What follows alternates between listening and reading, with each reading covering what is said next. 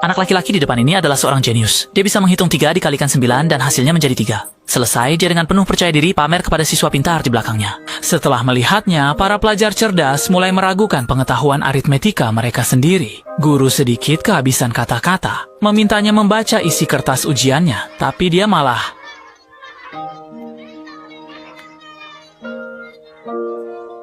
Guru merasa terhina dan mengusirnya keluar. Tetapi guru tidak tahu bahwa bocah itu tidak berbohong saat dia... Dalam matanya, huruf-huruf benar-benar menari-nari, soal aritmatika di kepalanya adalah perang bintang. Teman-teman sekelasnya menganggapnya aneh dan mengejeknya. Guru juga tanpa ragu mengatakan bahwa dia bodoh. Tetapi dia tidak peduli, karena dia mengalami disleksia parah. Dari ujian dengan nilai penuh 20, paling tinggi dia mendapat 2 poin. Dan lembar ujian yang bernilai 0 poin dia berikan pada anjing untuk dimakan setelah pulang ke rumah. Setelah itu, ibunya bertanya berapa nilainya, dia sengaja meniup minuman di tangannya, berpura-pura tidak mendengar. Meskipun Ethan memiliki cacat bawaan, dia memiliki pemikiran yang cepat dalam menggambar dan imajinasi yang kreatif dalam komposisi.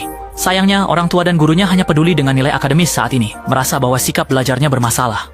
Mereka sama sekali tidak menghargai bakat menggambar Ethan. Pada hari itu, Ethan sedang bermain dengan anjingnya di bawah pohon. Anak-anak besar di sampingnya menyuruhnya mengambil bola. Ethan tidak sengaja melempar bola keluar. Siapa sangka lawannya langsung berlari dan memukulnya, membuatnya dengan sedih lari sendirian ke atap untuk menangis diam-diam. Tapi yang tidak disangka, lawannya malah lebih dulu melapor, dan ayahnya tanpa bertanya langsung menampar wajahnya. Ethan marah dan maju untuk berdebat, tetapi ditarik kembali dan dilemparkan ke tanah oleh ayahnya, yang hanya terus mengeluh tentang kenakalan Ethan. Juga tidak melihat luka di wajah Ethan. Bagaimana mungkin Ethan bisa mengalahkan anak besar yang lebih tinggi, satu kepala darinya? Sambil berkata, ayahnya hendak memukul lagi, tetapi Ethan tertawa. Dia hanya bisa menggunakan cara ini untuk menyembunyikan rasa sakit hatinya. Ayah memarahinya sebagai tak tahu malu, tapi dia sama sekali tidak tahu betapa gelapnya dunia Isyaan. Keesokan harinya, saat baru masuk sekolah, Isyaan sudah dihukum berdiri di samping oleh guru, hanya karena sepatunya tidak bersih. Saat di kelas, guru menyuruh Isyaan membaca teks pelajaran. Dia memperkirakan cukup lama, lalu dengan serius mengatakan huruf-hurufnya sedang menari. Teman-temannya tertawa terbahak-bahak, guru merasa kecerdasannya dihina dan mengusirnya keluar dari kelas. Ethan merasa lelah secara fisik dan mental, merasa ditinggalkan oleh seluruh dunia, dan dengan putus asa, dia membawa ranselnya pergi dari kelas dan bolos sekolah. Ini adalah pertama kalinya dia melihat dunia luar. Melihat anak-anak lain duduk di pundak ayahnya, dia juga berharap ayahnya bisa seperti itu. Sayangnya, ayahnya hanya peduli dengan pencapaian. Kemudian dia naik bus, membentangkan kedua lengannya, merasakan angin sepoi-sepoi yang mendekat. Dia tidak pernah merasakan kebebasan seperti ini. Malamnya, Ihsan meminta kakaknya membantu menulis surat izin bolos sekolah. Keluarga. Guru tidak curiga. Bagaimanapun juga Ethan bahkan tidak mengenal huruf. Tapi akhirnya tetap diketahui oleh ayahnya. Di bawah tekanan pertanyaan keras dari ayahnya, Ethan mengakui bahwa dia membolos, dan ayahnya memukulnya. Keesokan harinya, ayahnya membawanya kembali ke sekolah, mengaku kesalahan. Guru bahkan di hadapan orang tua Ethan mengatakan bahwa otaknya bermasalah. Harus diketahui bahwa bagi seorang anak yang baru berusia 8 tahun, ini bisa menyebabkan kerusakan besar. Kepala sekolah menyarankan agar Ethan bersekolah di sekolah khusus. Ayahnya benar-benar tidak bisa mendengarnya lagi. Dia merasa tidak mungkin dirinya melahirkan anak yang memiliki masalah kecerdasan. Tetapi ini adalah masalah sikap belajar Ihsan. Katanya akan mengirimnya ke sekolah asrama. Ihsan ketakutan. Saat dibully orang lain dia tidak takut. Saat dijek oleh teman sekelas dia tidak menangis. Tapi sekarang saat akan jauh dari keluarga, dia merasa takut. Dia menangis memohon pada ayahnya untuk tidak mengirimnya ke sekolah asrama. Tetapi ayahnya tetap mengirimnya pergi. Pada hari pertama kedatangannya, kepala sekolah memberitahu ayahnya bahwa mereka bahkan bisa menjinakkan kuda paling liar. Apalagi bagi Ethan yang kecil. Melihat ke arah kepergian orang tuanya, Ethan menangis terseduh-seduh. Ini akan menjadi hari-hari tergelap dalam hidupnya. Baru datang ke tempat ini, dia merasa asing dengan semuanya. Sering menangis, bahkan tidak bisa makan. Ketika tidak tahan untuk menangis, dia berlari ke kamar mandi sendirian. Tetapi setelah menangis, dia harus menghadapinya sendiri. Begitu juga dengan ibunya di rumah. Oleh karena itu, ketika merindukan anaknya, ia akan mengeluarkan gambar-gambar Ethan yang dulu. Terlihat Ethan semakin jauh dari keluarganya. Semakin jauh, sampai akhirnya menghilang di buku gambar. Ibu baru menyadari kelalaiannya terhadap Isyaan. Tiba di sini, Isyaan tidak mendapatkan kejutan. Tetapi justru menjadi lebih takut dan minder. Dia perlahan menutup diri, tidak mau bergaul dengan siapapun. Guru juga tidak memanjakannya. Setiap ada hal yang tidak memuaskan, guru melampiaskannya padanya, mengatakan dia seperti orang bodoh, tidak bisa mempelajari apapun. Teman-teman sekelas menertawakannya sebagai orang bodoh. Perlahan, Isyaan mulai menolak belajar, membuang semua buku ke dalam tempat sampah. Ketidakmengertian orang tua dan pendidikan yang tidak berarti dari para guru membuatnya perlahan-lahan hancur. Hingga seorang guru seni baru datang dan menarik Ethan kembali ke jalur yang benar dari ambang kehancuran. Cara masuk yang lucu membuat para siswa tertawa terbahak-bahak. Segera, dia berbaur dengan anak-anak tersebut. Memasuki dunia anak-anak, tapi Ihsan duduk diam di meja, seolah-olah dia tidak merasakan kebahagiaan di sekitarnya. Kemudian, Nick memberikan selembar kertas putih kepada mereka masing-masing, membiarkan anak-anak mengeluarkan imajinasi mereka dan menggambar apapun yang mereka inginkan.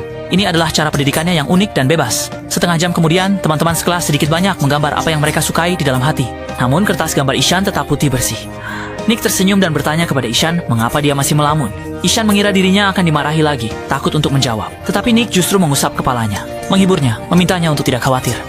Ini pertama kali Ethan mendapat dorongan semangat. Malam itu, ibunya menelponnya, mengatakan bahwa minggu ini dia tidak bisa datang ke sekolah untuk menemuinya. Alasannya adalah karena kakaknya akan ikut pertandingan tenis. Ethan merasa dirinya sekali lagi diasingkan oleh keluarganya. Air mata di matanya tak bisa ditahan mengalir keluar. Dia tidak mengatakan sepatah kata pun dan meninggalkan telepon dengan sedih. Orang tuanya hanya memikirkan kakaknya. Hari itu, Ethan lagi-lagi diusir dari kelas oleh gurunya. Kebetulan Nick yang baru saja selesai pelajaran melihatnya. Nick dengan tidak puas bertanya, "Kenapa kamu tidak mengikuti pelajaran?" Jadi dia memintanya berdiri dan kembali ke kelas. Namun, Ethan malah ketakutan dan bersembunyi di samping, tampaknya sengaja menghindari orang lain dan masuk ke dunianya sendiri. Nick tahu bahwa ada masalah di hati Ethan, tetapi dia tidak tahu apa penyebabnya. Untungnya, teman sebangku Ethan adalah anak yang cerdas, langsung mengungkap rahasianya. "Anak baru, Pak." Di tengah tahun, ada masalah padanya. Berapapun dia mencoba, dia tidak bisa membaca, tidak bisa menulis, setiap saat dihukum. "Apakah kamu akan memberi tanda merah?" Tanda merah.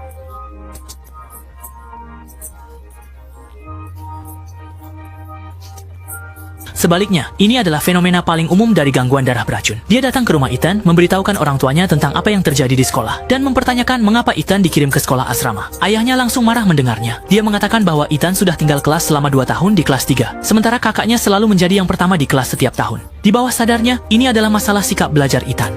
Nick segera menghentikan pemikirannya. Dia mengeluarkan pekerjaan rumah Ethan dari tasnya dan menunjukkan masalahnya. Dia menulis B menjadi D dan D menjadi B. Ethan selalu bingung dengan huruf-huruf yang mirip.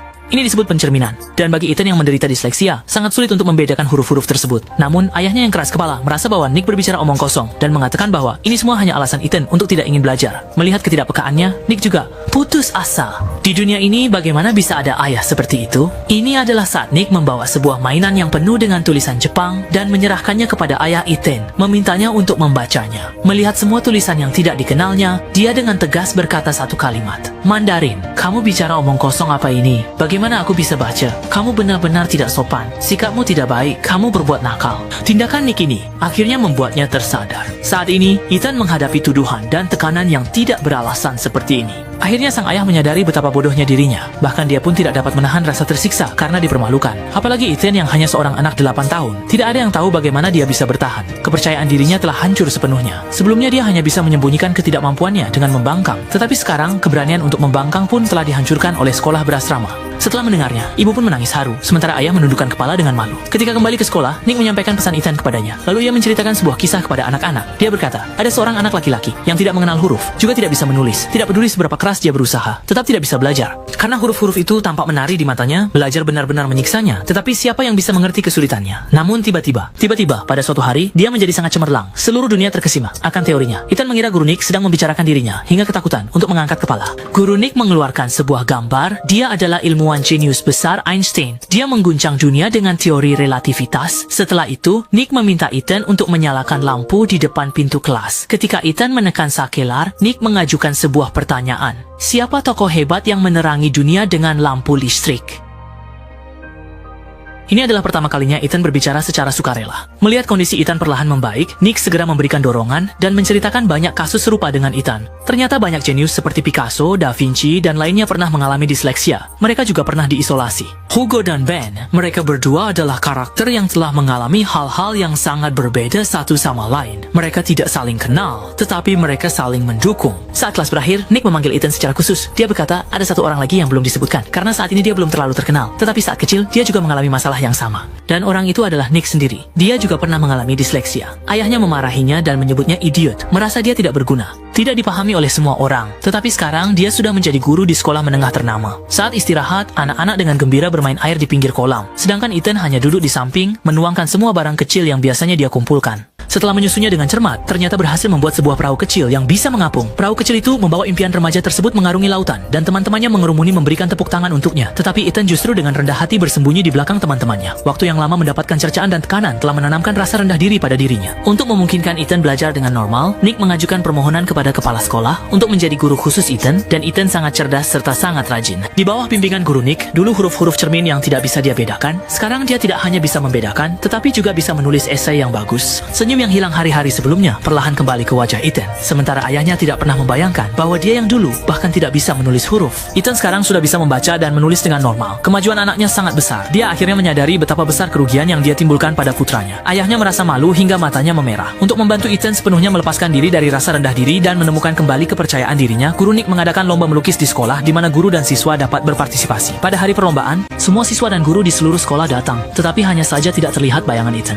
Teman-teman sekelasnya juga tidak tahu kemana Ethan pergi. Sampai ujian tertulis dimulai, Ethan masih belum muncul. Tepat ketika Mr. Nick sangat cemas, Ethan akhirnya muncul. Ternyata Ethan bangun pagi-pagi, merapikan riasan di depan cermin, dan pergi ke kolam kecil tempat impian berlayar untuk mengambil foto. Mr. Nick segera mengeluarkan selembar kertas gambar dan memberikannya kepada Ethan, yang lalu mencari tempat sepi untuk duduk. Warna-warna cerah yang dipadukannya dan cara berpikir kreatifnya menghasilkan sebuah karya yang cukup memukau semua orang. Namun, Nick Laushi menggambar Ethan. Melihat dirinya tersenyum lebar dalam gambar, Ethan tak bisa menahan bibirnya bergetar. Ini pertama kalinya dia merasa dirinya dihargai. Akhirnya, Ethan memenuhi harapan semua orang dan menyamai Nick Laushi di peringkat pertama, menjadi karya untuk sampul buku tahunan sekolah. Sebenarnya, keberuntungan terbesar di dunia ini adalah ketika kesedihanmu dipahami oleh orang lain, dan kebetulan kekuatan kepercayaan ini jauh lebih hebat daripada hal serupa.